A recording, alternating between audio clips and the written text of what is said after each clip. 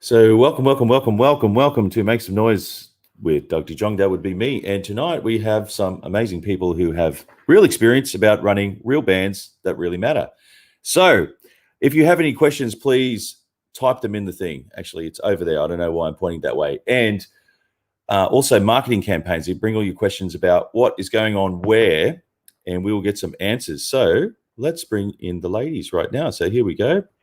Hello. How are you all? Hi, good.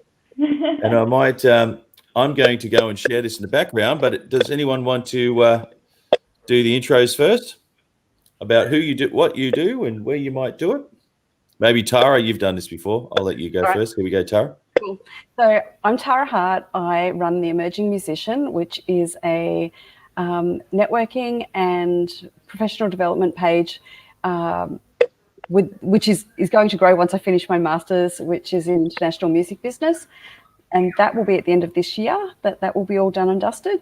I'm also artist manager to Harry J. Hart. Wow. I think that's... Any other rock and roll things that are happening this week? No? No. Oh, okay. Got a live stream gig happening at Rick's Bar on tomorrow afternoon. Awesome. In the Valley, or if you want to, tune in. Awesome. Okay, cool. And we might go straight to Kirsty. Here we go, Kirsty. Hi, I'm Kirsty. I'm the owner and director of Connection Artist Assistance and a artist myself. I am also studying a Masters of International Music Business and wrap up this year as well with Tara. And yeah, that's pretty much me. Okay, cool. And Kylie, the ninja, who really loves Star Wars references. So here we go, Kylie. What can you tell us about yourself? Because you're a bit of a guru. Hey, guys. Well, my name is Kylie Cobb, and I'm the founder and top cat of PR and marketing agency Kitty Kitty Bang Bang. And I kicked off my career in marketing 20 years ago. I was obviously 5 at the time. Sorry. And dedicated myself to the music industry almost a decade ago now. Wow, that's amazing. That's sensational. And I really need a secretary because I try to multitask, but clearly I can't do it. So anyway, so my first question around the panel is your favorite aesthetically looking band, because you're all into marketing, of course, and those people watching. So we've just had a big spike there. So welcome. Any questions? Type them in. Well, so maybe if we go around clockwise. So Kirsty, your favorite aesthetically looking band that appealed to you as a kid? One word answer. And we'll go around really quick. I don't even know. I'm going to say, can I say a local band? Sure. Local? Yes, of course. Local. Yes. Tesla Coils. They just have the look, the feels, the vibes. I'm going to say Tesla. Yeah. Okay, cool. And Tara? Okay. So if we're referring to when I was a kid, oh my God, totally Culture Club. Awesome. Okay, cool. And Kylie, favorite aesthetic band? Madonna, baby, Madonna. When it comes to marketing and branding and constantly reinventing yourself and being relevant, can't go past her. Excellent. Okay, so just unpacking this, because I know still keeping the theme of marketing. Your first peach, can't believe I just said peach, but your first piece of merchandise that you bought from your favorite band, Kirsty? I have no idea. I can't remember, but I do remember buying a really cool Xavier Rudd shirt a few years ago. Sorry. Okay, so it was a T-shirt. Okay, cool. Yeah, so I am actually, there's a method to this madness. So, Tara, your favorite piece of merchandise? My first piece of merch was an Elton John Too Low for Zero shirt. Wow. I think I'm really showing my age, aren't I? All right. Rocket, baby. Rocket. And Kylie, your first piece of merchandise that you bought from your favorite band? Oh, look, it was probably a T-shirt, but I do have a good merch story that I didn't pay for, which it was U2 when they did their Zoo TV tour. I was 15 at the time, and they blasted Zoo Roper money out of cannons into the audience, and I caught one, and I still have it to this day. I laminated it, of course. Actually, my fanboy moment is when Steve Vai threw a pic out in the crowd years ago, years and years ago. I was like, oh yeah, I still have that today. So next bit, name dropping. Probably one of the biggest artists you've worked with, Kirsty. Name dropping, because then we'll get into unpacking. Not yet. See, I work with local artists, so they're Okay. all incredible, but they are up and comers. So lots of local Gold Coast artists. Just name drop a couple then. Yonda, Athena Joy, Jake Fox. Yeah. Okay. Okay, cool. And Tara? So Harry's been fortunate to be mentored by Rick Price, and I feel in so many ways that process has allowed me to be mentored by him as well. Wow, that's cool. I've learned so much just in his presence, and just going to his shows. If you go to multiple shows in the one tour, yep, you learn so much from watching that same show, multiple times, because no two shows are the same, and to see how an artist deals with go wrongs and hecklers and so many other things that do happen. And I don't think there's an occasion that we're in his presence that I don't learn something new. Awesome. And Kylie, biggest artist you've worked with? Well, Madonna, jokes. She's next. Okay, cool. Yo, Mads, when you're next in Oz, you come to Kitty, right? All right. I suppose cool. we work with a lot of independent artists as well. So I don't know, we've worked with Reese Maston. We've worked in the folk world with the East Pointers, who are world class. And a lot of the festivals we've worked with, we've come across, doing PR and interviews and everything for artists, include Amy Shark and all the country music favorites, Casey Chambers. Yep. And Casey Barnes? No? He's awesome. Okay, cool. Yeah. All right, cool. All right. So we've definitely done some set up for PR during the Gold Coast Music Awards. Right, and that was a great segue. So Gold Coast Music Awards, because I know, Kylie and Kirsty. And do you have anything to do with the GC Awards as well, Tara? Me, no. Okay. No, I'm an avid participant. I'm awesome. Always there. Yeah, right. I love it too. So I don't know how much we're allowed to talk about the Gold Coast Music Awards, but obviously this is a great thing that's happening for Queensland and obviously on the Gold Coast. So what has been the most exciting thing about the Gold Coast Music Awards for you, Kirsty, being involved in back of house marketing and all that kind of stuff? Yeah. Well, I'm on the panel of judges for the awards for the last 2 years. You're a judge. Yeah. So I don't know how much I can say, but I can tell you that it has been such an incredible experience watching the awards evolve over the last, I think, 5 years now or so. Wow. And I've been to every single one, and I was so lucky enough to jump into the judging panel the last 2 years. So the incredible talent that's coming from the Gold Coast is just overwhelming. It's amazing. Awesome. And so maybe Tara, if you've been to the Gold Coast Music Awards, I'm sure you have. So what's your comments from actually being a participant, being in front of house, not back of house, as they're, seeing the whole thing? I just love watching the way it's adapted to the changing culture. Yep. And, going from, being essentially run out of a warehouse to on the beachfront and, really maximizing the amazing, location that, the Gold Coast is, and partnering with council and watching that growth is it's super exciting.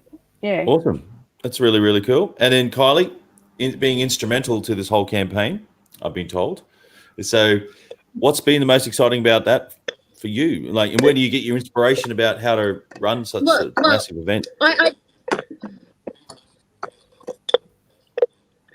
definitely think that moving to the beachfront was a game changer, and putting on such having that wow factor of the red carpet along the beachfront, and partnering up with Surfers Paradise Alliance to have that massive beachfront stage. I think in terms of putting Gold Coast on the national map, it really has done that. And it's been very exciting to be a part of that, and to help also, from a PR point of view, get this on Gold Coast music. Kylie, I think you're really been embracing really awesome that. To see that grow over the years. And then, of course, like Tara. I was just going to say, you sound like you're actually underwater in the waves at the moment.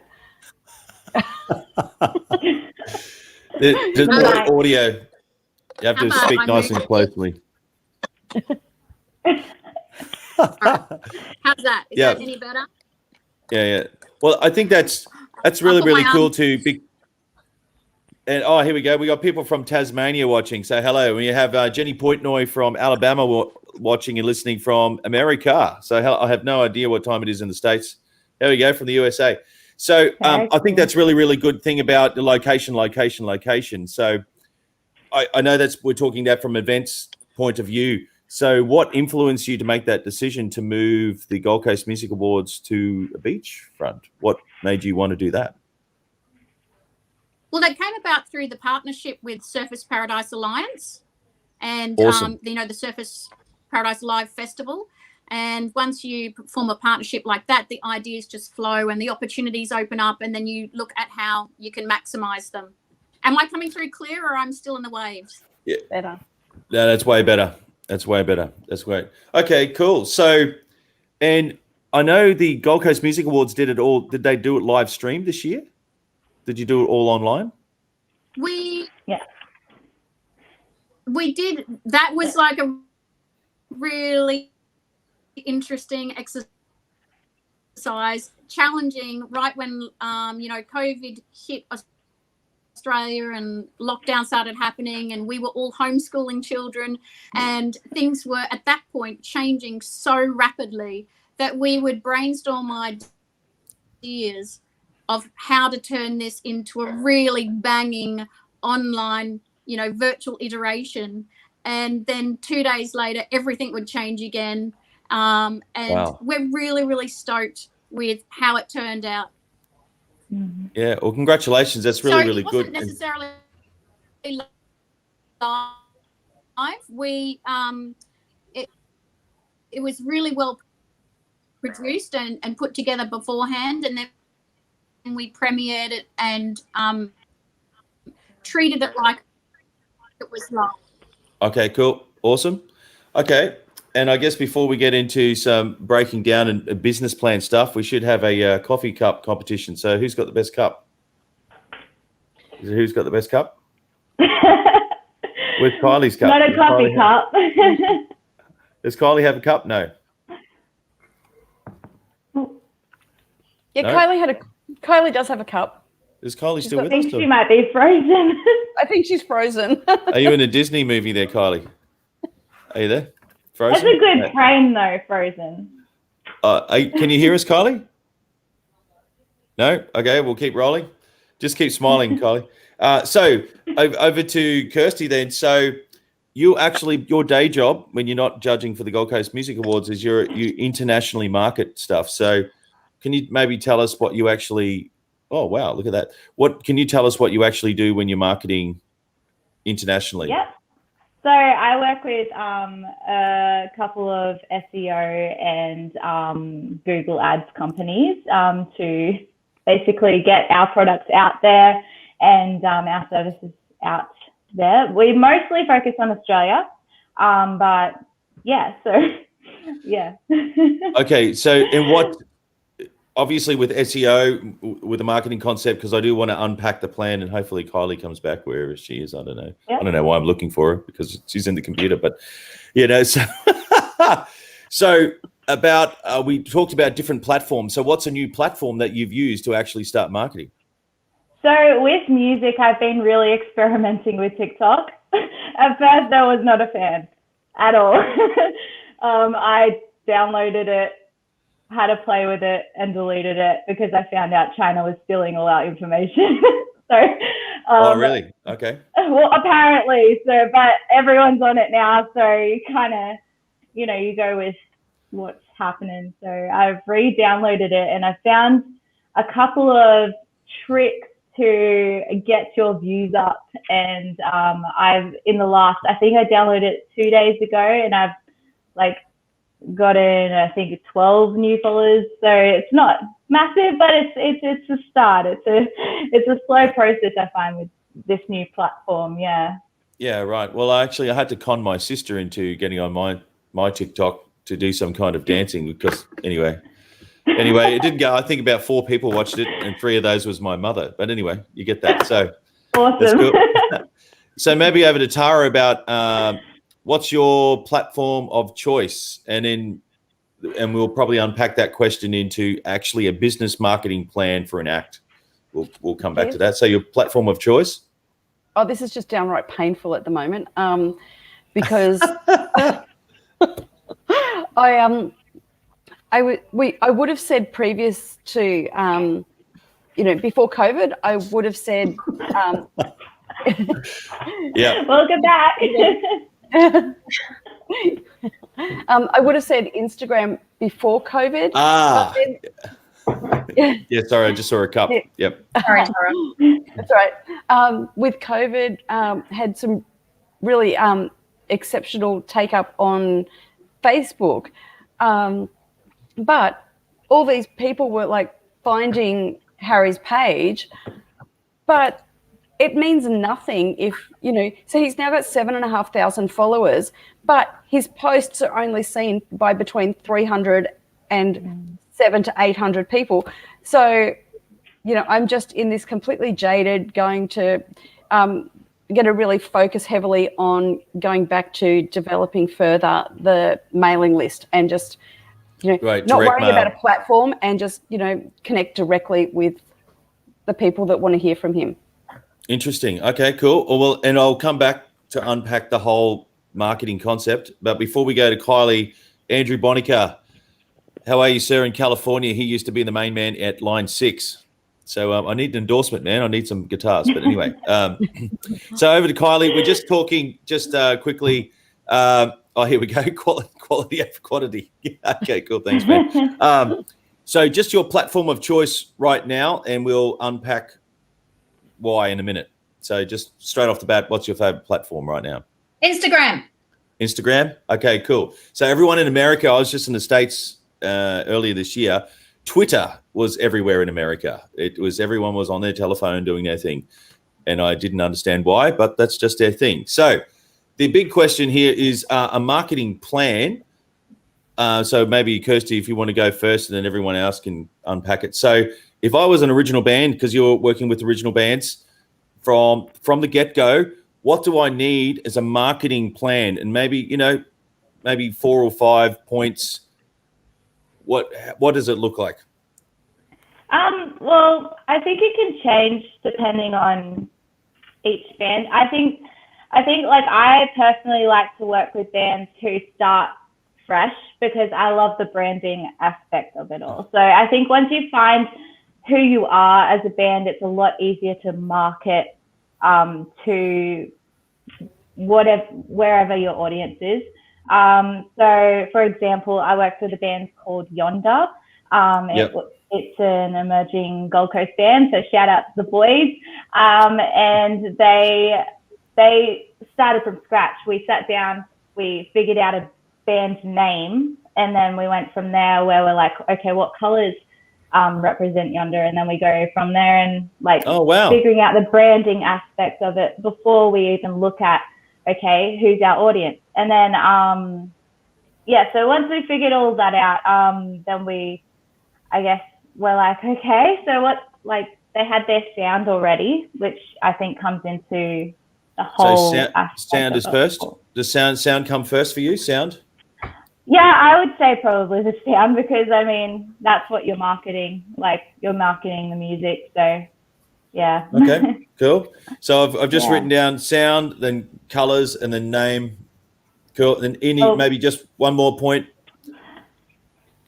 Yeah. Well, you want to know who your audience is, so figuring out who your audience is and then going from there. Yeah. Okay. Yeah, I like that. What you just said, audience, target audience. That's good. See my teacher's pen? That's good. I may have borrowed that one. But anyway, so Tara, so maybe can we unpack those concepts? So we've got a sound, color, design, name, and target audience. What else could you add to that picture? Andrew just flashed up on the screen about Linktree. There it is.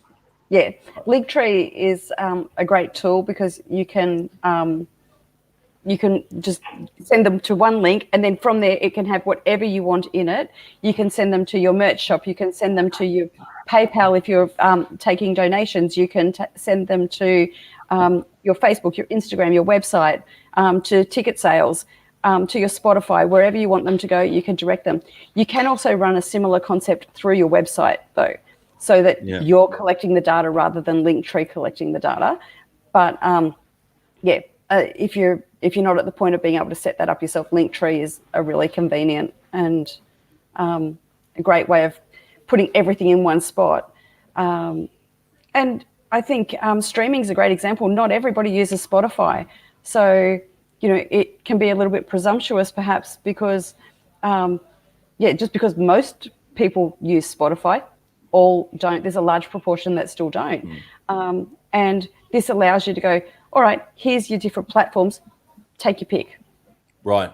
I like what you said there. And is there anything else you want to add about designing a business per se? At the end of the day, making $1. So I guess Kirsty just used the buzzword of branding. So is there anything else you want to just maybe quickly add to?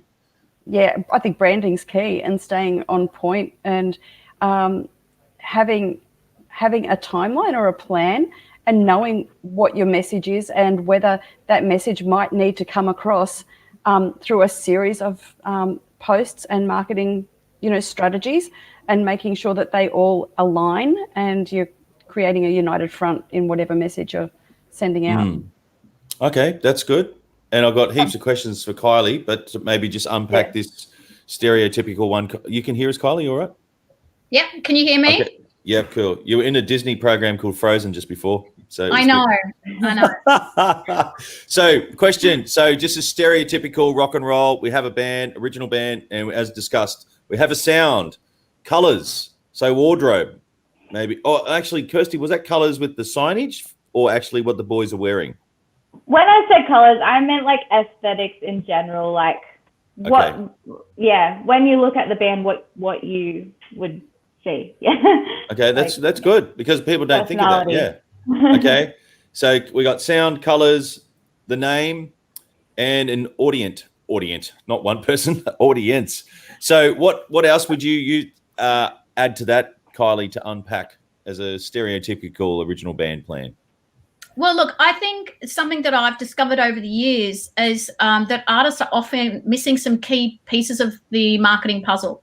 So once you are really clear on what your brand is, and part of that is knowing what your story is that you're telling, because a lot of artists, on the board, straight to the board. Straight to the board. I think a lot of artists don't like to accept that they are the face of their brand, and that they want the music to be the work. But you are the face of your brand, and you need to tell that story so that when it comes to a call to action time, which is like listen to my music or come to my show, you've built rapport with your audience, and that happens through your marketing. So when I talk about the marketing puzzle, one thing that I think is really lacking for indie artists is knowledge and tools around like a holistic approach, that it's not just PR. PR is just one piece of the marketing puzzle, but you've got to look at advertising. So you should have strategies in your marketing plan for all of this. So what is your advertising strategy, your PR strategy, your personal selling as well? Like that might come down to sending DMs and messages, and especially if I think at any level actually, but especially grassroots, almost nothing is as powerful as sending those personal messages and connecting with people.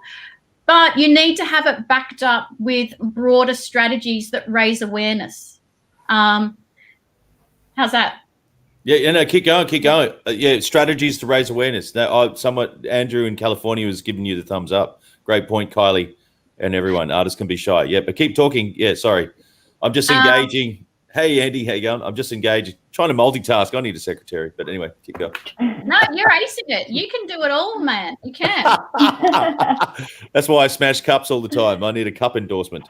So anyway, sorry. But yeah, so anyway, marketing strategy. You said the magic word strategy. So what, please unpack that. Well, so for example, if you would have like an overarching strategy, I think you need to know what every release is supposed to do for you in your career so that you know where to invest your money and how much to invest depending on where you're at in your career. Hi, Mandy. Hi. And like branding is definitely a part of your marketing plan. What ads are you going to run? Where are you going to run them? Are you trying to grow your audience on Spotify, so you might run Spotify ads? Or is your audience primarily on YouTube? Or do you need to sprinkle it everywhere? Or do you double down in one area?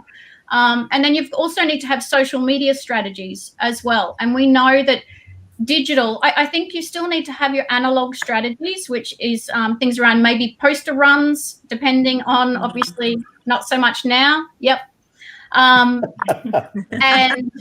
you know, where was going? Yeah, your digital strategy. So we want to look definitely at the socials and where your audience is and how you can engage them there and bring them on the journey as well. So there's lots to think about, and you've really got to hit all of those key areas. Like, what strategy are you going to do in PR? What is your approach? What are the key things you're going to do to raise awareness through the media for this release or this campaign? Yeah, you've said a couple of buzzwords, and I've written down, and I'll come back to you. But welcome, Amanda. Hi. Awesome, Kylie. Awesome. Just like dropped my phone on the floor and smashed it. But however, so Amanda, we're just talking about the buzzwords, marketing strategy, and you know, so this is just 101 off the shelf original band. We got the sound, and we have the story. So Kylie mentioned story. We got colors. We got a name of the band. We got target audience. And Kylie also mentioned this buzzword, call to action. So when you get your audience to actually hand the dollars over. So what do you maybe want to add to that little picture there? Like, what else could we talk about? Well, I guess coming from my perspective, like I'm from blank GC Mag, so I know which from is that awesome. perspective, you know, you want to be running things like we've got like an indie artist package that we've discounted so that we can help people when they've got some sort of release, and it's discounted heaps so that you're still going to get things like reviews of your album or your EP and an ad and all those sorts of things.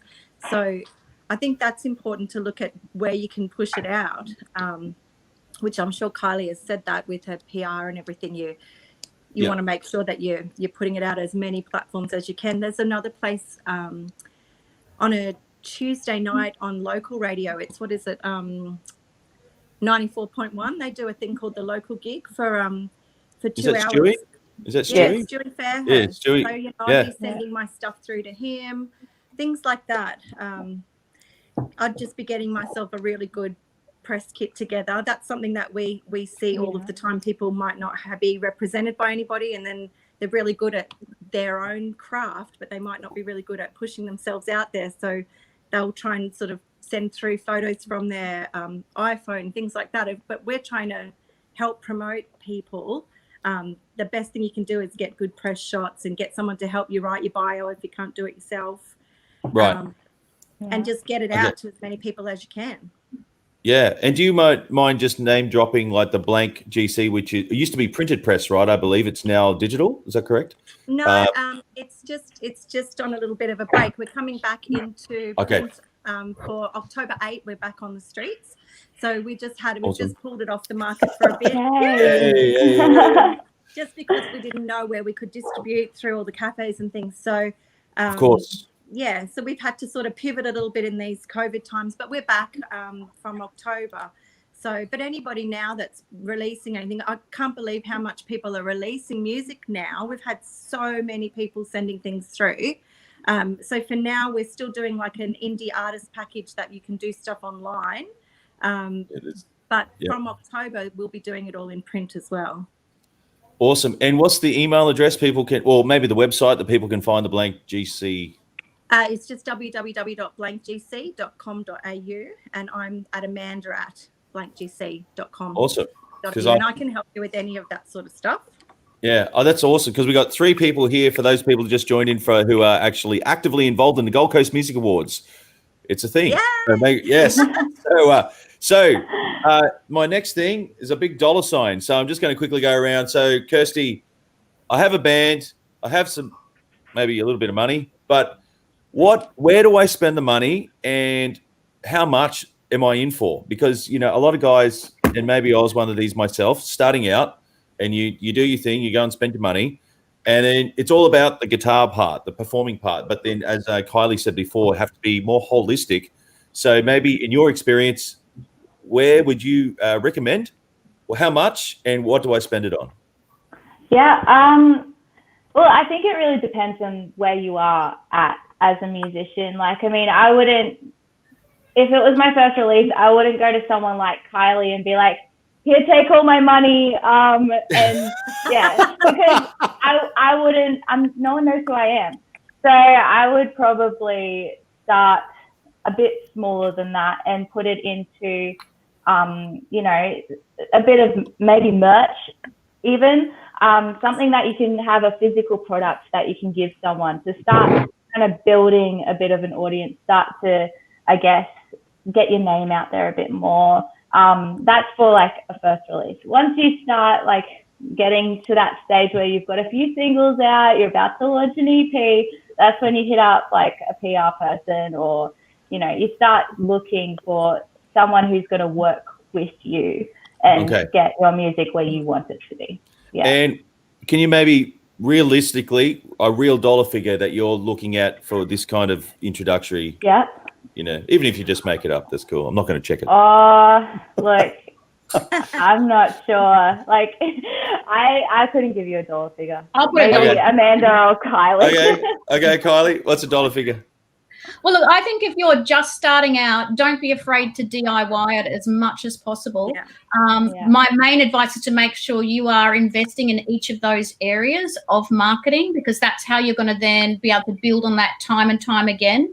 I think that if it's your very first release, to at least be putting aside a few grand, because you want to have really banging press shots. Like, even if you're DIYing it, I know when I designed for Blank GC, there was a very, very new artist that I gave a half-page feature to because they had an amazing photograph, and a really established artist with a record label that gave the crappiest photo, so they just got put in the corner. Right. So you want to invest in those things, and also running some ads on social media to try and build your audience. So you do need some money. And for an independent artist, so I think your marketing budget, or your release budget, I should say, because there are other strategies around distribution that can come into it. But you really it can be anything from $2,000 to $80,000. I'm not even. Wow. And it totally depends on where you're at and whether you can fully leverage that investment. The one thing I want to encourage artists to think of is that it takes years and years to build a business, and that's what you have. And the first year are all with you investing. Okay, can I bust out my Monopoly analogy? Yes. It's almost the first time it's been heard publicly here. Oh, hang on. I got something for it. Hang on 1 second. You have the exclusive scoop, Doug. This is the oh no, he's not off Monopoly. He's off Thomas the Tank Engine. That's the fat controller. Sorry. He's got a top hat though. He's got a top hat. Sorry. One job. I can't even get that right. Sorry. Keep up. Monopoly. Yeah. Well, look, I think the music industry is a bit of a game. And so let's use a game board analogy. And that, when you're playing Monopoly, the first few times around, you are dishing out the money, building up your assets. Because I know that we all, and I say we all because I'm part of this industry too, that we, get dismayed that we are constantly dishing out money and not seeing it come back yet. So it's a longer term investment, and that every time you go do a lap around the board, you are investing more and more money in those like houses and hotels, and income revenue. before you start to see that come back. So I think keep that journey in mind. And, there is always the chance that you're going to pick up community chest and have congratulations, you got 1 zillion streams on Spotify, collect $25 from the bank. Yes. Exactly. I love that Can I analogy. say too, the magazine, Yeah. we love it when people contact us direct and show some initiative there and say, look, I haven't got much money, but I'm doing this, and we love it. It's awesome that somebody's really taking the time to do that and connect with us. So don't be shy if you don't even have a lot of money. That's not a big thing for us. We're only a little business too, and it's great if we can do indie artist packages, but don't shy away from us if you can't do that. Okay. Either. That's awesome. And we might just quickly jump back to Tara after, and I'll come back to Amanda in a sec. Dollar figure, because you've actually may have actually already done this process. What do you spend your money on, and how does it look like? Yeah. Well, I just want to say one thing, not specifically dollar figure related, because we're doing everything as much as possible for this last one has been very much just hands-on DIY. But when it comes time to invest in the next one, there's been people who have put so much behind my artist Harry, and people like Blank and Kylie, and so I'm just going to give Kylie's new thing a plug, and do you know what? So Monopoly. One job. Sorry. So like the next so the next round, when there's money to spend on marketing, Blank have been there for Harry since day dot. So of course they're going to be the first people we will look at investing with, because it's sort of appreciating that that faith that you've had in him and what he's done, and I think that's a really important thing. Likewise, Kylie's got this cracker of a program, and I know it's going to be a cracker of a program because I've done other stuff that Kylie's taught, and and if you're an artist that's not ready to get PR perhaps, but Kylie's got a program that is going to be launched soon, and it's going to teach you the steps and mentor you through, and Kylie can talk it up, but we are absolutely signing up for that. So right. Okay. Yeah. Okay, cool. And there's no real dollar figure, like, well, I guess Kylie sort of topped it at like from 8,000 to 80 grand. So, fair enough. All right. Well, two. Oh, you did? Okay. Sorry. I was still thinking of Monopoly, but anyway. And with that, I think what's important to remember is how much you've invested into the recording process as well. Yeah. It's like when people, my background's interior design, so I'm going to use an analogy that relates to, my previous life. And when people renovate and get a brand new bathroom and they leave their old toilet, like you're spending $20,000 on your bathroom, get a new dunny. Wow. Okay. Thank you for that. Yes. Yeah. Now you've said that, I've just ruined my whole bathroom renovation. So, no, just kidding. Okay, so moving, because I'm mindful that we some people have to leave soon. So we talked about the money, and now I want to really talk about the brand. Okay, cool. So, and I think Kirsty actually initiated name dropping that concept, the brand. So are there, besides what you actually look like, can we maybe unpack like how important the brand is to target audience? And the second part of that question, where do most people get it wrong? Yeah. So maybe, especially from like, it's great. We've got people from all aspects of grassroots to, to the other $80,000, this guy. Yeah. So anyway, Kirsty, what about branding and connecting with target audience? What can you maybe tell us about that? Yeah, I think it's consistency and keeping it the same across like all your socials, and making sure that you're getting the right information across to your audience. Because I find like you might put like, I did a little Instagram plug before on like just Facebook, Instagram story, but like if I said, hey guys, I'm doing a live chat, see you soon, you're missing everything there. So I think it's like and making sure that you get it to Facebook, Instagram, TikTok, wherever else you're putting things up. But like, and communicating as your brand. So like communicating, if you have a like a dark, sinister kind of artist vibe, then using that to your advantage and communicating through that personality. Yeah. Okay. I like that. That's good. And Tara, connecting brand, because I guess with your artist being Harry, he has a specific target audience that you've already looked at. Yep. So, yeah, maybe unpacking that question. So we feel that there's two target audiences for him. One is that he aspires to be a musician's musician. He's really interested in in his gear and his technicality and all of that kind of stuff. And but then there's also the 18 to 25 predominantly female demographic who really don't care that you've got a pro pedal board.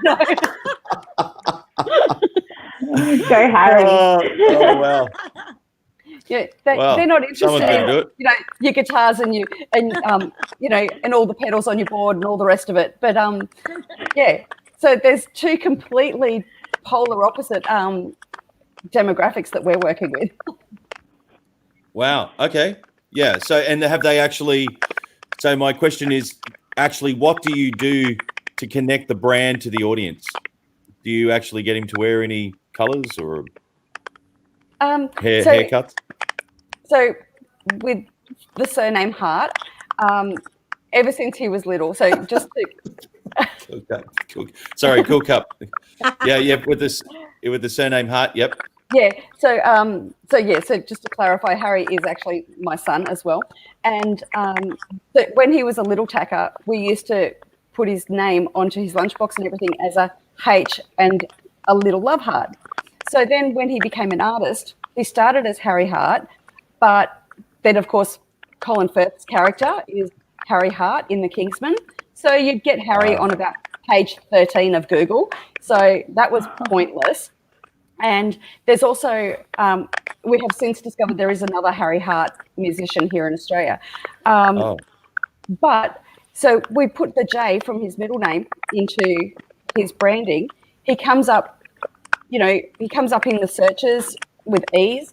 And so now he's got a logo that is a H, the J, and the love heart symbol, which is, an extension of what it was from, his whole life. It's his whole identity. And another plug for Kylie. She designed the logo. Yep. Oh wow, that's awesome. And sorry, Amanda, there's some kind of chocolate chip crackling going on in the background there. No, is that mine? Yeah. Well, it's not mine. Yeah. I can hear that as well, but I don't. Is it coming from mine? Yeah. Maybe if you unplug and reconnect, that's probably the best thing there. It's the best. Yeah. There we go. Yeah. Odd crackling going on. There we go. Okay. So over to Kylie. So this is great because you'll have lots of experience with this. About maybe if we can even unpack with your experience, fine-tuning ideas with being a better brand. And I'll give you an example. My mum keeps telling me to stop sticking my tongue out, trying to be a rock star every time there's photos to be had. Just being honest. So, yeah, but if that's your brand, I think your branding is everything that communicates you as uniquely you. It's all about recall and recognition. So recall and recognition. Yeah. And the strongest brands, that's going straight to the whiteboard. It is. The strongest brands are around congruency and consistency. You can write that one down too. That's good because it's got the alliteration. Yes. Oh my God, you guys have got your teacher hats on. Well, you can tell I'm in marketing. It's all about trying to make the people to remember. I love it. And congruency is about managing people's expectations. What they see, hear, and from you whether it's online or when they meet you in person? Does that match their experience when they go to listen to your music? And then when they go to a live show, when all of that whole journey is congruent, that is when, and it's, I mean, congruent too with who you are as an artist and what you have to say to the world, that's when you get real success and recognition and comfort with your brand, and people remember you. And it comes down to everything from your logo to your colors, to your style, to your photographs, to the style of your videos, to the language you use in writing as well as in interviews. So if sticking your tongue out is like a part of your brand, you know that you've really nailed your brand when people see that happening somewhere else and they think of you. Right. So Okay. if anyone sees like, Mick Jagger going like that and they think of you, Doug, you've done a good job of your branding. Yes. Well, I'm glad you've said that, so I'm going to tell my mum to cut it out. But and what about some branding tweaks? So someone has a target audience, and how do I? Maybe a good example of this is that when I've gone to America a couple of times. Not that that means anything, but everyone over there, the second question is, "G'day, mate. How you going? What's your .com?" And I know that people watching from America will vouch for this. So you need to be instantly accessible. You need to have your .com.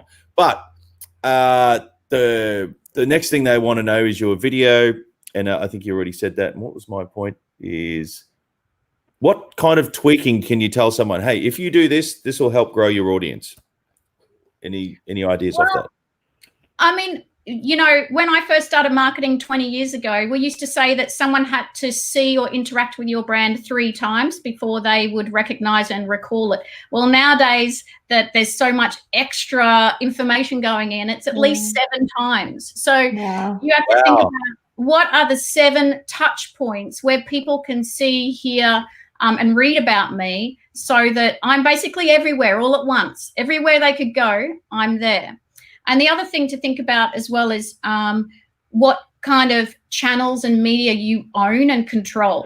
So Tara already touched on Facebook earlier. You don't own that and you can't control it. You can't even access your audience unless you pay for it, which actually is still a really valid strategy and very affordable. So your website is basically an owned media channel. You own that and you can control someone's journey. You want to keep you can have all of your stuff happening in the one location, because we're like gnats. We've got very short attention spans. So you want to keep people on your controlled page for as long as you can, going through videos, streaming you, reading your story, looking at your pictures. Interesting. You said some really good points there. And Amanda, I'm not sure if the Cocoa Pops have gone, but are you there? Maybe it's popcorn. What kind of analogy is that?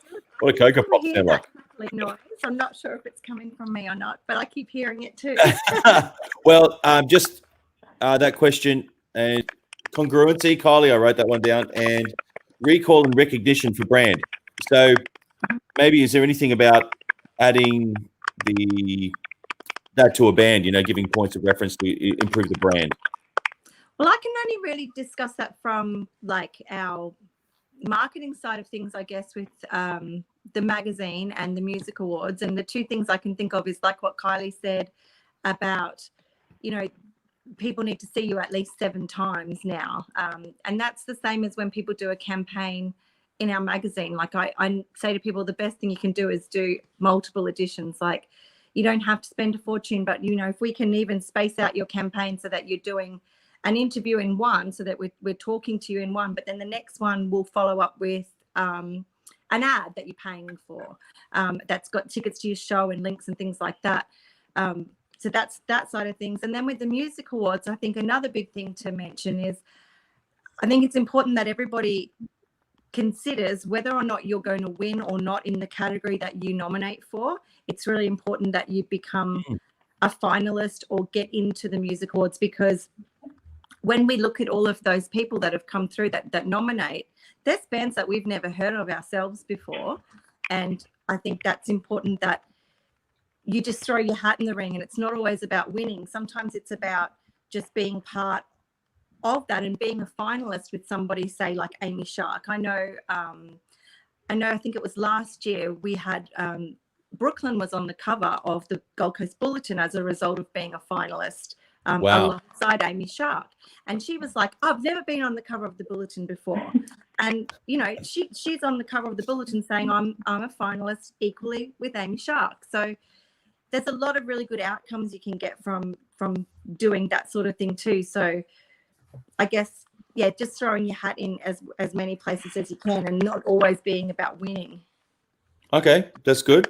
So my next question is, I might just mute the popcorn there. If that's right. Yep, chocolate crackles. That's what I meant to say. Chocolate crackles, not Cocoa Pops. Oh my god. Anyway, so next question is, best DIY idea. If we go really quick around, the best DIY for marketing that you have found, the most effective one. Maybe Kirsty first. Oh, I have no examples in my head. Can you come back to me? Okay, no problem. I'll have a think. All right. So DIY, DIY meaning cost nothing. So yeah, but anyway, Tara first. Oh, okay. No, the one that I was going to suggest doesn't cost nothing, but it's minimal. In saying that, it's minimal. So okay, so Harry has guitar picks, personalized guitar picks, and so when we're at conferences and things like that, or festivals, just pick dump everywhere, leave them. Especially industry conferences where that there are other musicians and other guitarists, and the number of times that we will then meet people later in a conference and they'll go, Harry J. Hart, I know you. Oh, right. I've got your pick. And it's affordable, but it's just creating a brand recognition. Yeah. It's funny. It's funny you said that. I played in a band back in the day called Turtleheads Rock Uranus. And so I always put the posters on the back of toilet doors. True story, marketing. And so only the people who sat down and used a toilet saw the poster on the back, but they never forgot it because I spent about 20 minutes looking at the poster. Anyway. So Kirsty, your turn. Well, if you look at something like that, like stickers, you see stickers on every at every set of lights. There's always like a Mason Rack Band sticker or a Raw Espresso sticker on the Gold Coast, and they're just everywhere. So I think that would probably be my one, because you can put it anywhere, chuck it on your guitar case, carry it with you, put it on your phone. Okay, cool. And Kylie, you're a free DIY idea. Well, I don't think there's many things that are free, but we can talk about low-cost ideas. And nothing beats, because even if, like a no-cost idea or low-cost would be networking, but you still got to pay petrol to get there. So nothing costs nothing. Yes. But nothing beats a great guerrilla campaign. So, and they can be like DIYing your own stencil out of a piece of cardboard and chalk spraying it everywhere at an event. And even like the old guerrilla gigs, pulling up in the back of a truck and jumping up and playing music illegally and then quickly driving off to the next location. Like, there's so many low-cost things you can do. And, of course, you still have to pay for your petrol and possibly a fine if you get busted with any of those. But I love a good guerrilla strategy. Yeah. But you'd probably also end up front page of the Gold Coast Bulletin if you did it. Well, that's free advertising, yeah. It's paid for itself. Yeah. I can tell you a guerrilla strategy I was involved with. We were handing out stickers to everyone going to the big day out because, there's our target audience. We don't have to look for it. They've already paid for tickets to go to the big day out. However, we may have been doing this on the Gold Coast Highway. So we actually caused a traffic situation where everyone slowed down to get a free sticker in a 100-kilometre-an-hour zone. And anyway, we were moved on. We were moved on to by the police. But, one sticker. It must have been one hell of a sticker. It was. Actually, I have it. I don't know where mine is around here, but I'll have to work on that. But that's good. I like your concept how nothing is free. I really like that. That's good. So Amanda, a DIY, maybe not totally free concept for marketing. Well, it's Kylie's sort of taken what I was going to say. I was going to say networking. I think you should just get connected with everybody so that everybody knows your brand through those sort of things. There's so many different networking things on these days that you can get to. So I was thinking that, and yeah, guerrilla marketing, that's what we do at Big Sound with the mag. So we have a bit of a competition amongst us all of who can get our showcase flyers in the most creative places. So okay. Yep. that's good. You can do anything like that.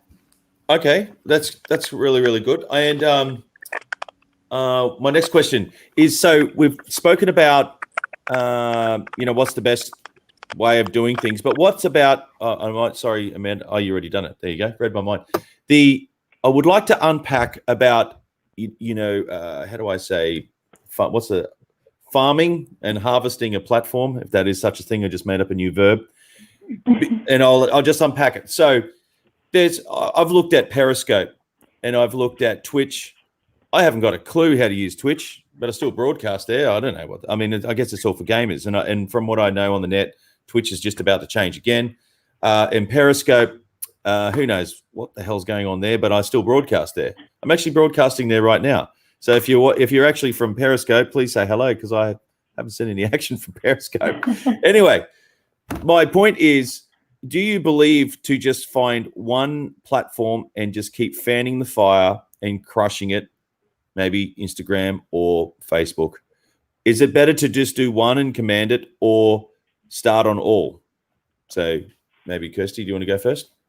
Yeah, can I just say, I used to be on Periscope all the time when it first came out. I would do the live things and it was awesome, but then, yeah, it died. But I still have people who started following me on Periscope who are still so engaged with my music that they're like, when are you releasing? Like on Instagram, they follow, and I think you do have to be on as many platforms as possible, but you have your main platforms that work, and just figuring out what one is which. Like for me, I know like Instagram is my go-to.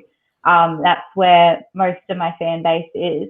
But also, like as I said before, I'm experimenting with TikTok, and I put up a video on TikTok of me changing my guitar strings, and it got over 1,000 views. And I think that's the trick with TikTok is, like, if you're doing something that people are interested in, then they're going to follow you. But it's different for every platform. Like Instagram, it's all about the visuals. And then Facebook, it's like the interaction. So, yeah. Awesome. And maybe thank you for that. And Tara? You're on mute. You're on mute. You might have to unmute yourself. What do you want me to do? Oh, actually, I can't do it. You have to do it. There we go. Yep. Sorry. That's a DIY trick for marketing. Turn on your mic. Yeah. All right. Now that just gave me a goldfish moment, and I forgot what we were talking about. Okay. Sorry. So would you dominate one platform first, or would you spend your money on more than one platform? I think. Sorry, is that really loud in the back? That background noise really. No, it's all right. Yeah, just a chainsaw. It's all good. Yeah, it sounds like a chainsaw, doesn't it? Steve, you sound like a chainsaw. It's all right. Yeah, so I think there's that whole jack of all trades, master of none concept. And you could literally spend all of your time, you could spread yourself so wide that you have no life, because you end up with 15 hours a day on this, because you're trying to be everything to everybody. Okay. So understand who your audience are, and and what platforms those particular demographics are engaging with, and that's probably a really good starting point to work out where you should be putting your energy. Right. Okay, that's good, and I thank you for that. So you actually monitor the thing and look at the stats, I guess. What do they call, logistics, or what are they called? Yeah, statistics. Yeah. Your data's important. Data should drive so many of your decisions. Okay, that's really, really good info. And Kylie, I'm aware that we may have you for a couple of minutes, so I'm going to change questions just because I want to get your info on this one, and then I'll come back to it for Amanda. So a campaign, because I know you do this professionally, and you have your if you want to name drop your business again. Kitty Kitty Bang Bang. There we go, right on cue. Excellent. Can I give my Kitty Release Accelerator a quick plug? Absolutely. Or do you want me to answer the question and then do that? Yeah, don't. Okay, so here's the question. And I may be asking for a friend. Okay, so which, anyway, campaigns. So you obviously have professional clients and at all different stages of the career. When do you run a campaign? Do I run a campaign? Well, sorry, I shouldn't say but maybe I will. Should I run a campaign on YouTube and Facebook simultaneously, or should I space them out? Or I know maybe your next questions to me is going to be, what's the reason? Why are you advertising? Is it for an event? Is it for a music thing? Blah, blah, blah, blah, blah. But my question is, how do I spend the money? And what's the best way that you maybe give advice on spending that kind of coin? Maybe not 80,000. Let's say, I don't know, $5,000. Maybe because I got a grant or something. What's the best way to spend that? All at once or staggered? I think it's really important to look at what we kind of call like a sales funnel, and taking people on that journey. Now that we've got digital media, people often jump straight to the sale. So we only advertise when we want someone to do something, yes. like buy or purchase. But you need to have strategies that are at the top of your funnel. You're getting adjusting my funnel here. Your biggest audience, they can't get awareness of you at the top. So you can have what we call branding ads, which is just about getting people to become aware of you. You're not asking them to do anything yet. So it all comes down to knowing what the ad is supposed to do for you.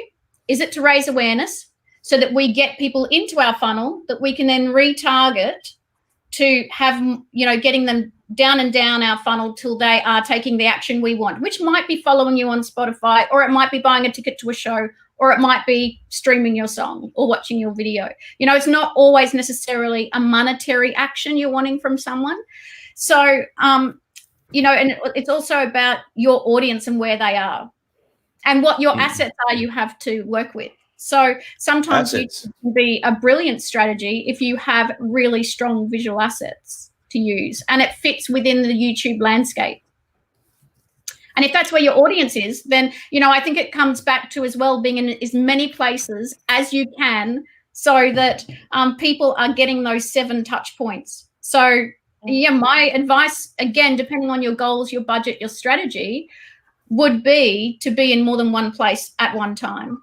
It's funny you say that, because I looked up Joe Rogan, who just sold his platform, the Joe Rogan Experience. It sold out to Spotify for $100 million, so he started his platform like 2006, 2005, but started getting really going in 2010, like 10 years it took him to build that up. Yeah. But before you go, please plug away. Can I just give one little bit of advice on the ads and doing it in different places? A really great idea is it's almost experimenting every time you do it. And putting a bit of money everywhere. And then when you see one that is firing and working well, double down on it. Double down. Double down, baby. These big words, double down. Right. So you're testing which is the most successful, right? Cool. And you're still testing audiences. Like I'm running ads at the moment and I'm like going, oh, wow, well, that goal was wrong. Because they're crafty, their algorithms. I tell you, as an example, the Gold Coast Music Awards, I was running some ads. And one seemed to be performing really well. And I noticed that I was seeing it a lot. And every time I was seeing this same ad, it showed that I hadn't liked it. So I kept liking it.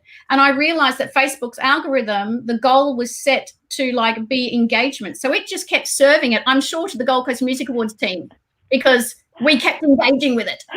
So, you can't just set and forget ads. You have to be on top of them and working out what the algorithms are doing and whether it's working for you. Anyway, that was a lot of detail. Sorry. No, I love it.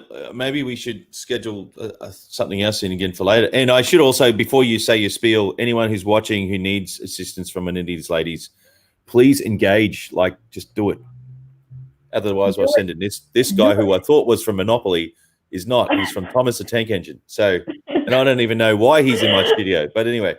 So, Kylie, So my plug, I am launching what I'm calling the Kiddie Release Accelerator, which is a 5-week group coaching program with yours truly to level up your release game. So we are looking at all parts of the release puzzle to help people nail not only their next release, but every release after that, because we're going to be giving, well, I'm going to be giving, tips, tools, and templates that you can use forever. And it doesn't matter if it's your first release or your Beyonce. You are still doing all pieces of the marketing puzzle. It's just to different degrees. You've got to hit all of the areas, and that's what we're going to be covering. So there you go. And that's awesome, Kylie. And if you can put your links in the feed when you jump off. And here's a story. I actually played guitar with Beyonce's guitarist. Nice. In the States, cool. yes. And she didn't want to play after me for some reason. But anyway, she plays awesome drums as well. But thank you for your time, Kylie. I know you got a jet, but Thanks, we'll be in touch. So please engage with Kylie. Get on that. So see you very shortly. Bye. Do you know how to get off for that? Oh, yep, done. So getting back to Amanda. So the best thing about, or best thing, maybe what would you spend your money on? What was the question is about which platform, actually? Which platform would you... Well, I'm not too experienced with this side of things, but if it was me, I'd probably be popping it around on a few different platforms. I would say, see which one applies. Instagram and Facebook.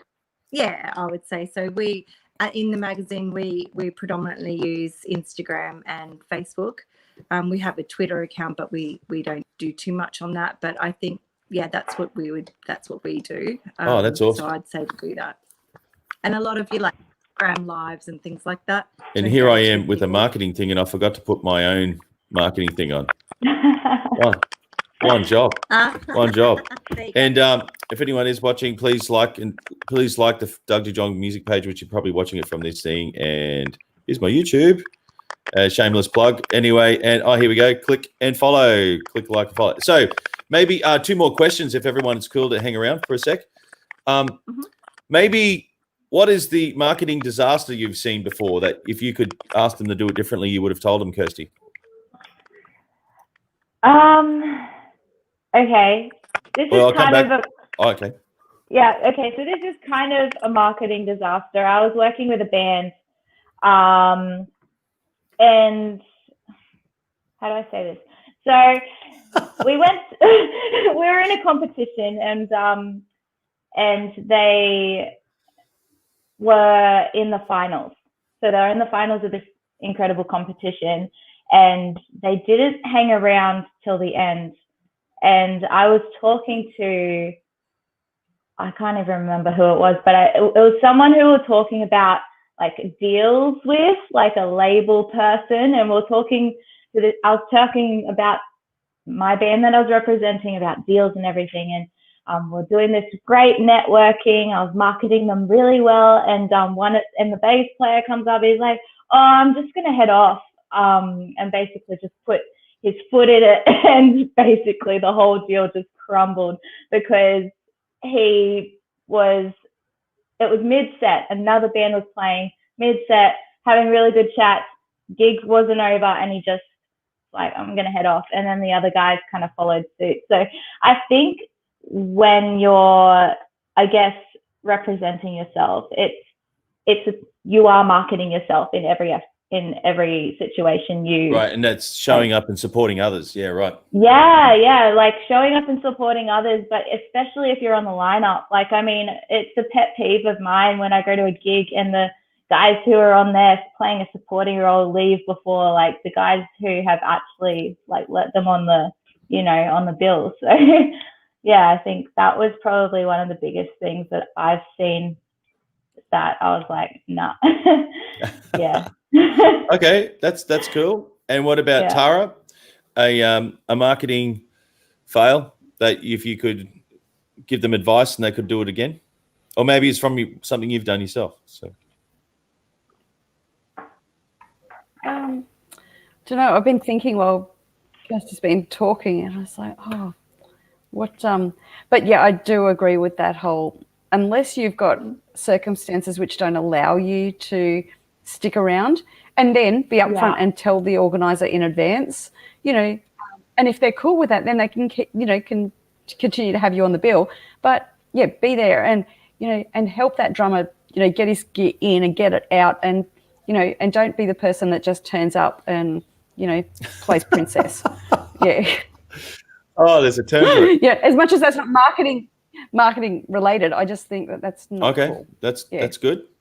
And maybe Amanda. But Sorry. That is sorry. marketing your brand. It's marketing your person and your brand. As you say, it's Okay. it's your reputation that precedes you. That's right. Yeah, I think there's a lot to be said for that. There's a book out there called The 5 Love Languages. I'm not going to go on a tangent, but maybe I just did. But there's one thing called acts of service. So if you actually show up and you actually do something and you show people through actions never lie. They show you exactly how you feel. Very true. Just like you can tell every guitarist in the room, they're like this, I can do that. I can do that. They have their arms crossed at the back of the room. Anyway, going to Amanda. So if you could do it again, a marketing fail, and if you could advise someone on how to do something better. Yeah. I guess with us, all I can really talk about is from our magazine perspective. And I see a lot of the time people might leave their campaign a little bit too late, where they need to probably engage with us a little bit earlier. So because we have print schedules and print deadlines and things, and we want to make sure that we're, starting to promote them early. And, there's a lot of times people will come and it falls right at the wrong spot in our print schedule. So, I think just getting in touch early and letting us know what you've got coming up, whether or not we're doing anything yet, just and having all your assets and things ready to go so that we're not having to chase you for your press shots and your bio and your tour dates and things like that. I think that's a big thing people get wrong is they'll sort of go, okay, let's get this promotion happening, and then we'll have to chase them for all of the other bits and bobs to actually try and promote. Right. That's great info. Getting back to us with your answers for your Q&As and things like that, that's, you would never think that would happen, but it does. We'll send out Q&As to artists to answer, and we're chasing them up on deadline, and it's like, we're trying to help you. I don't remember a marketing fail for us. I don't remember who gave us this little gem, but once you've produced your song and you've got it recorded and ready to go, nobody knows you've got it ready to go unless you tell them. So you can sit on it for 12 months. Just because you received it does not mean that it has to be released in 4 weeks' time. Give it 12 weeks and plan it out and do a really good release schedule and have strategy behind it. And then you're not going to be saying to Amanda, oh my God, I've got this thing that's happening in 3 weeks' time. Well, so true. Sorry, you go. Yeah, because it's sitting there and you can dictate when it all happens. You don't have to do it just immediately just because it's come back from the masterer. Okay, cool. That's good. Oh, and I have Peter Shelton. I'm coming to your question right now. So if I just quickly go around.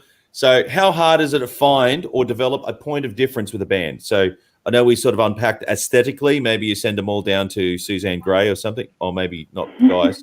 But how hard is that for a marketing point of view? Like, is it a sound? Is this a decision that's made in the studio, or something like that? Maybe. What do you say to that, Kirsty?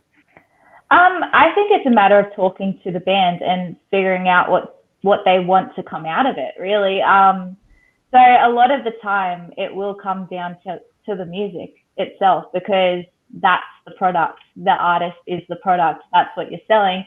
So I think finding what sets your music apart from the band down the street in the same genre, that's your point of difference. And if you continue to, engage outsiders' opinions as well, like ask your mates, ask your mum, ask them what they get from your music, and then you go from there. I think that's the best way to kind of figure it out anyway. Yeah. And I know, Tara, you've got a great story of putting the J in. That's a point of difference. Yeah, that's a point of difference, absolutely. And knowing and having a story. Your story can be your point of difference. You know, like going back a couple of years ago, headed to Berkeley, and all the airports got closed, and so we ended up having to pay $2,000 to catch an Uber from New York to Boston, so that Harry could get to his audition on time. And you know, like, that's just ludicrous. But you know, it's probably a point of difference that there's probably not too many people that have, you know, found themselves in that situation. And, you know, and that can be that can be something that gives a journalist a story or an angle, or just makes your circumstance or your release just a little bit different to the next person. Right. Point of difference. Yeah. So Pete's not, Pete is actually, I don't know if I'm allowed to say this, he's actually working on a movie that starts with Tom and rhymes with Hanks. But anyway, but I didn't say it. So anyway, but anyway, he actually knows what he's doing too. So that's good question. So maybe Amanda, a point of difference, I guess, from the Gold Coast Magazine, a blank GC, and also maybe the Gold Coast Music Awards, what you're involved in too. I guess, you know, the point of difference, you're on the other end of the design. So artists need to actually design a point of difference for them to stand out while they're getting awards, right? Mm-hmm. I think sounds a bit cliche, but just being unique and being yourself and being true to what your brand is, I think, is a point of difference. And for us, you know, when we're judging the music awards, it's right down to specific criteria on depending on whichever category it is. But we're always looking at, you know, it doesn't have to be anything one particular way.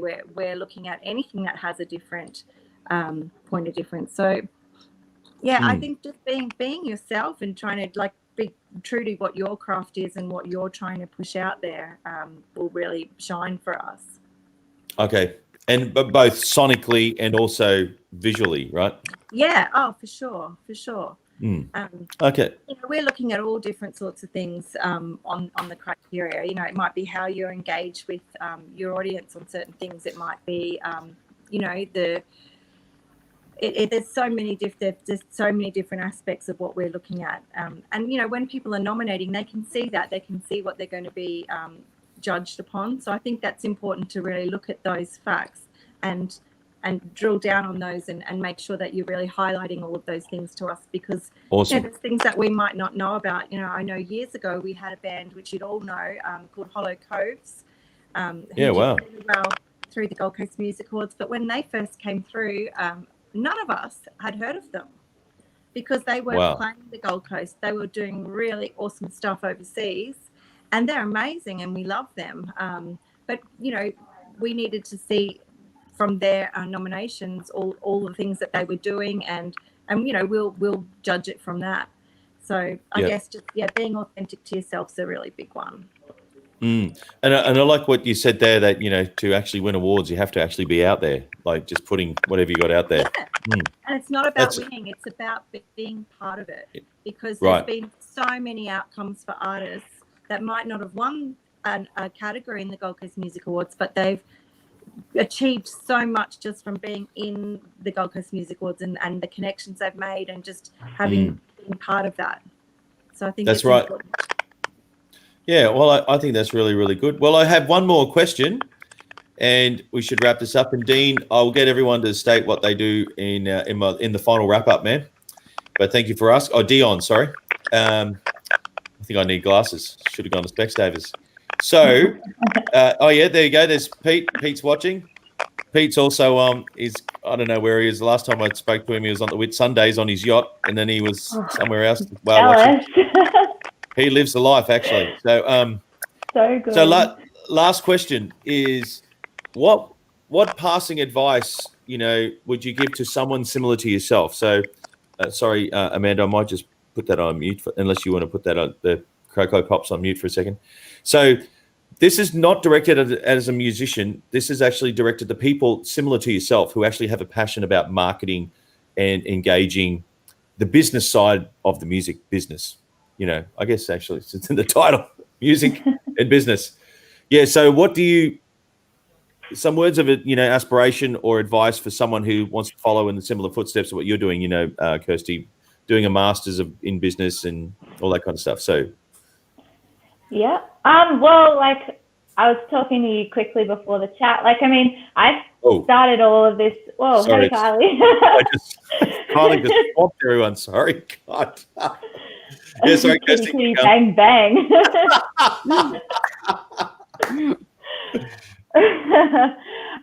Yeah, so as I was saying, so I started, I did the Bachelor of Popular Music here on the Gold Coast at the Queensland Conservatorium.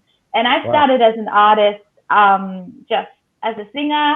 I didn't really play any instruments. I can fiddle around, but I'm not an instrumentalist at all. But I noticed that there is a whole lot of artists, and there's no one here making any money. So I just started by sending a text to all my mates and be like, hey, if I get you a gig, will you pay me? And that's how it all started. Ka-ching, so ka-ching. like, I mean, and it worked. Surprise, surprise. Oh, wow. So yeah, once I started booking and stuff, I kind of went from there and started like doing a bit of promo for my mates, and then going into management and figuring out where I want to be. And I think in the end, you just got to go for it. You got to find your niche. And if you find something that you really enjoy doing, like for me, booking was something that made a bit of money, but I didn't enjoy it as much as I did management and like developing an artist. So yeah, like once you find what you love, just go for it. Find the person who you connect with and work with them, and figure out where the middle ground is between what you want to get out of it and what they want to get out of it. Yeah. That's good advice. And are you actively looking for any new talent to manage? I'm always looking for new talent to manage. So yeah, feel free to shoot me some music if you're, yeah. Okay, cool. Yeah. Good to know. Always keen to hear it. Yeah, that's awesome. Yeah. Well, if you don't ask, you don't get, right? So that's right. And so, Tara, words of advice to someone similar, going down a similar path of managing. Well, I'd like to speak to that from the perspective as a parent of an emerging musician. And so, as you can see in my title, the Emerging Musician is a page that I set up on Facebook and quite neglectfully on Instagram. And I own it, okay? Like, yeah. At least you're honest. And I found that in the early days, I would have other parents ask me how they could do what I was doing and how their kid could do what my kid was doing. And I realized that there's just this really, there's just this need for parental sort of like camaraderie. And, the contemporary music industry is not like it's not the world of a Stedfords which is for many kids, that's where music has come through. And it's like, you're in there to win. And it's, whereas, we network and we work together, and the industry to me is like a big family. And that's something that a lot of, I think, in the early days for a lot of parents who are trying to help their kids into this industry, it's tough to get a gig, but you know what? There's enough stuff. If you're good and you're committed and you work hard, there's enough stuff for everybody. But I like that. Yeah. But be a good person in the process, and you don't have to chop somebody else off at the knees to get there. And yeah. But the biggest thing is you need to know this industry, and it is very unique. I've been able to draw from various previous career lives, and bring all of that together. But I think each of those things, they're a great solid background, but I still need to know how to apply it to the contemporary music industry. And right. So attend everything, go to anything you can, learn from every opportunity, sit in on every learning opportunity, grab it. If it's saying that it's teaching something that somebody else taught last week, do it anyway, because you know what? They're going to have a different perspective. And you know, I feel that, you know, through doing as much as I have, it's broadened my network, but it's also allowed me to learn so much about this industry that I feel that I can comfortably hold my own. And also for a parent, you've got to take your parent hat off and you've got to be prepared to, you know, and you have to, if you're going to work alongside your child, that it's their business. Good. Yeah, You know, great ideas there. Yeah.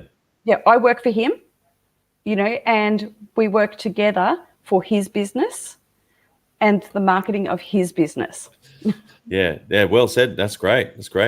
Yeah. And yeah, thank you for saying that. You said some really, really cool gold nuggets in there. And Amanda, last question. I was just focusing on Tara's stuff. I even forgot my own question. What was my question? Oh, so because I was just visualizing what you were saying. The passing on some words of advice to someone similar position to yourself that has a burning passion for managing the business, and you know, and similar to yourself, you know, running a Gold Coast magazine, you're involved with the Gold Coast Music Awards. So it's not so much, you know, being the rock star on stage, but it's a very integral piece of the puzzle, you know. So words of advice for someone similar to that. And you're an artist too, right? You're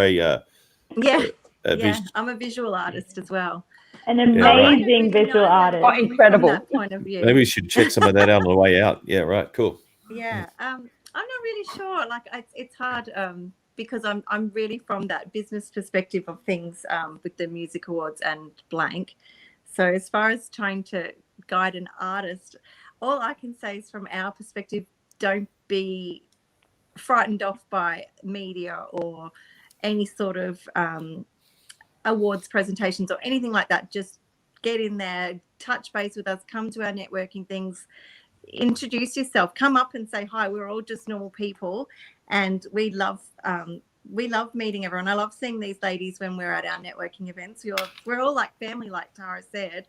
So if you don't know any of us at Blank, or I'm sure you probably do, but if you don't, please come and say hi, and just get in touch, because, you know, the more people you have in your circle, the better.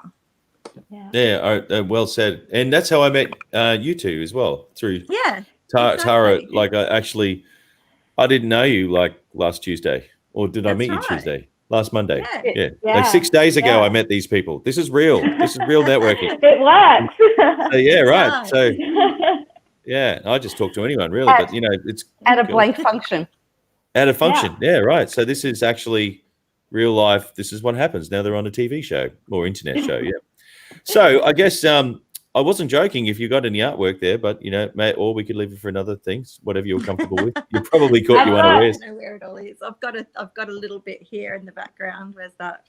But that's just an. Yeah, I've got Tara likes my I do draw. Let's have a look at that. Really lifelike, so she really likes those. But I haven't got one to show you. That's right here.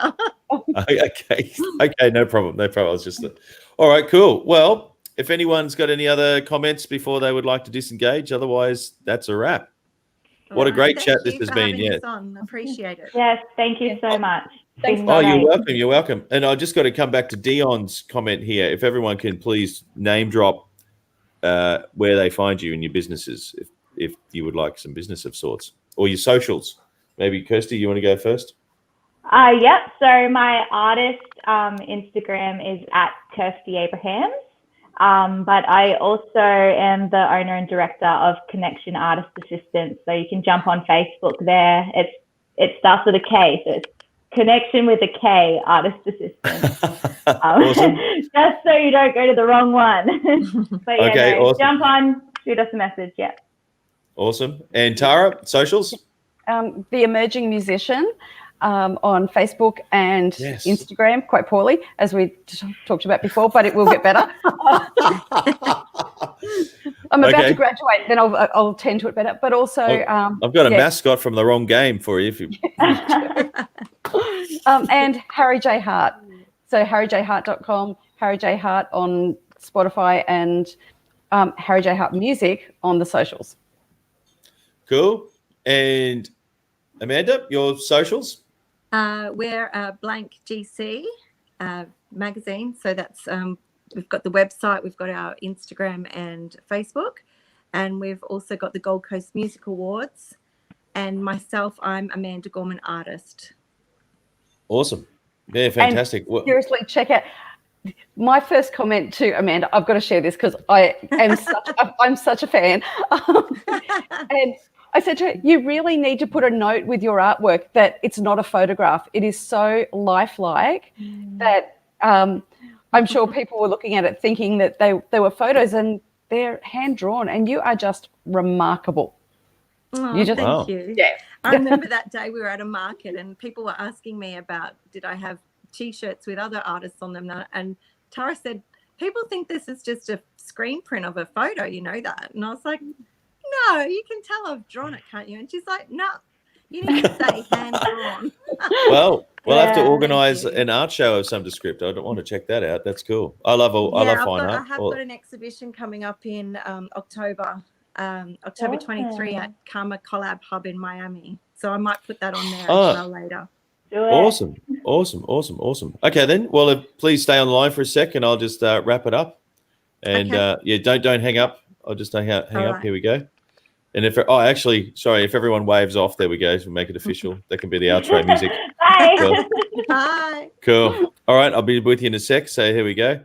So thank you everyone that's been watching, and this has been fantastic. And please watch the rerun. There's some awesome nuggets of information there. If you're running an act, or if you want to be a band manager of some descript, check out the Gold Coast Music Awards. Get involved. It's your art forever, ever. Also, Blank GC, check that out. And check out Harry Hart. And I can't remember the other bands. That One Job. Sorry, I can't remember the other bands that you told me. Oh, yeah. Oh, well, I'm Kirsty. You Kirsty, can check out my music. And while we're doing that, check out my record. There we go. This is on Spotify. May as well, shameless plug. 5 Stages of Grief turned into music. It's a real event. It actually happened. There you go. Is that sort of me? It's the same size. Yep. Cool. Real event. Check it out. It's instrumental. It was mastered. May as well name drop. Is mastered by Steve Vai's guitar producer. So anyway, rock and roll. Thank you for watching. See you again next time. Check out the Shed in the Shred. Shred in the Shed. One Job. Shred in the Shed. And see you next